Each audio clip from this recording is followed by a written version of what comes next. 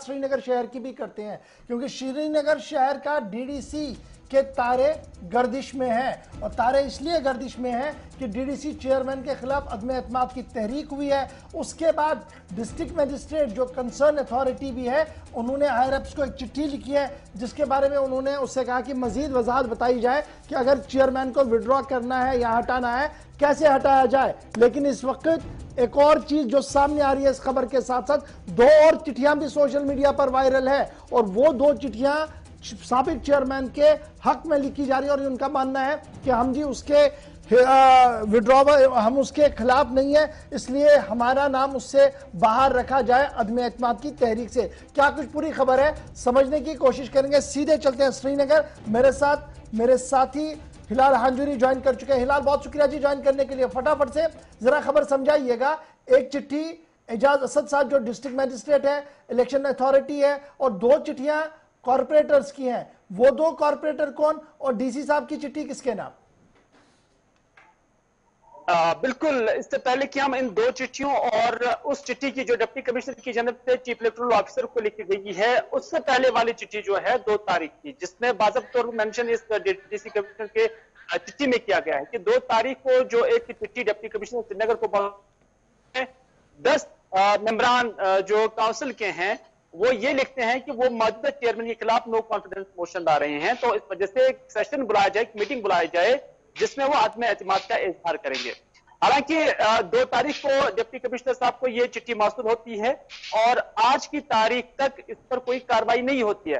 कार्रवाई क्यों नहीं होती है वो डिप्टी कमिश्नर साहब ज्यादा जानते होंगे, लेकिन इस दरमियान 5 तारीख को 2 चिट्ठियां और आ गई हैं, और उन 2 चिट्ठियों में एक तो जो नायब चेयरमैन है और उसके साथ साथ एक और मेंबर मौसूफ, जिन्होंने बाज़ाब्ता तौर पर लिखा है कि वो अदम एतमाद में शामिल थे, यानी जो 10 लोगों की फहरिस्त गई थी, चिट्ठी गई थी, उसमें उनका नाम भी शामिल था, लेकिन 5 तारीख को वो अपना नाम विड्रॉ करते हैं और बाज़ाब्ता तौर पर डिप्टी कमिश्नर साहब को लिखते हैं कि वह अपने आप को डिसरेस्पेक्ट करते हैं इससे। हालांकि अगर आपने एतमाद करना है तो एज पर लॉ कानून के मुताबिक कोरम 10 लोगों का होना चाहिए, और 10 में से जब 2 डिडक्ट हो जाते हैं वापस तो वो 8 ही रह जाता है, तो इस तरह से वो नो कॉन्फिडेंस मोशन नहीं ला सकते हैं। लेकिन आज की तारीख में डिप्टी कमिश्नर साहब चीफ इलेक्टोरल ऑफिसर को ये लिखते हैं, चीफ इलेक्टोरल कमीशन को ये लिखते हैं कि उनके पास अब ऐसी सिचुएशन आ गई है कि वो 2 तारीख की जो चिट्ठी का हवाला देते हुए लिखते हैं कि वो यहाँ पर मीटिंग बुलाना चाहते हैं, लेकिन उन्हें ये पता नहीं कि वो, क्योंकि एक्ट में ये पूरी तरह से वाज़ेह नहीं लिखा हुआ है कि क्या वो इस हवाले से वो सेशन बुला सकते हैं, वो मीटिंग बुला सकते हैं जिसमें वो अदम एतमाद के लिए सभी मेंबरान को लाएंगे और उस पर कोई कार्रवाई फर्दर हो जाएगी। तो इस पर रोशनी डालने के लिए कहा गया है और बाज़ाब्ता तौर पर उन्हें बताया जाए कि अगर ऑफिस 3 महीने तक वैकेंट रहता है, चाहे किसी के मरने की वजह से या किसी की मसरूफियात की वजह से या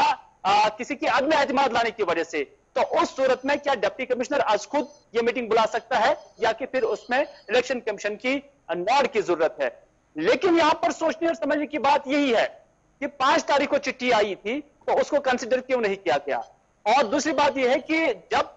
अदम एतमाद में 10 अफराद शामिल थे तो फिर क्या वजह है कि उनमें से 2 ने विड्रॉ किया, क्योंकि श्रीनगर के अंदर म्युनिसिपल कॉर्पोरेशन भी काम कर रही है, हमने वहां पर भी अदम एतमाद का सिस्टम काफी देर से सुना है। उसकी एतबारियत उस वक्त खत्म होती है पब्लिक के अंदर जब लोग आए रोज इस तरह के इल्जामात और दर इल्जामात देखते थे, तो वही चीज अब इस डीडीसी काउंसिल में भी देखी जा रही है कि कल इसका एतमाद एक चेयरमैन पर बना हुआ था, लेकिन कुछ मुद्दत के बाद उस पर अदम एतमाद की तहरीक लाई गई थी, तो अब वो सिस्टम यहां पर भी राइज होने लगा है। कहीं ना कहीं अब डिप्टी कमिश्नर साहब ने इलेक्शन अथॉरिटीज को लिखा कि वो बताइए कि क्या रोल होगा और कैसे इसको आगे बढ़ाना होगा। एक खत तो ये है, और जो 2 खत और हम भी टीवी पर दिखा रहे हैं ये उसके फेवर में है जिसके खिलाफ ये चिट्ठी इलेक्शन कमीशन को लिखी जा रही है। कुल मिलाकर ये मामला है, और अगर मैं गिनती को गिनूं तो उसके बाद जो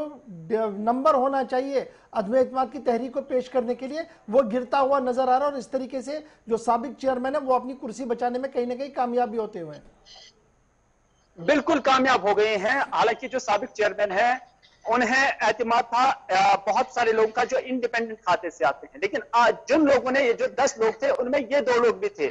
जिसमें बिलाल अहमद जो कि नायब चेयरमैन है, जो इंडिपेंडेंट कैंडिडेट थे, लेकिन साथ ही साथ जो दूसरा मेंबर है वो अपनी पार्टी के सिंबल पे चुनाव जीते थे, और दोनों मौजूदा जो चेयरमैन है उसके खिलाफ जो है अदम एतमाद ला रहे थे, और मौजूदा चेयरमैन अपनी पार्टी से ही ताल्लुक रखता है। लेकिन हाल ही में सईद मोहम्मद अल्ताफ बुखारी की रिहाइशगाह पर या उनके ऑफिस पर एक मीटिंग भी हुई थी, जिसमें इन दोनों मेंबरान के दरमियान जो खदशात पाए जाते थे, जो दूरियां पाई जाती थी, उनको दूर करने की कोशिश की गई है। और ये वही नतीजा है कि 5 तारीख को फिर यूनानिमसली डिप्टी कमिश्नर ऑफिस में जाते हैं और वहां पर दरख्वास्त लिखते हैं कि वो अपना एतमाद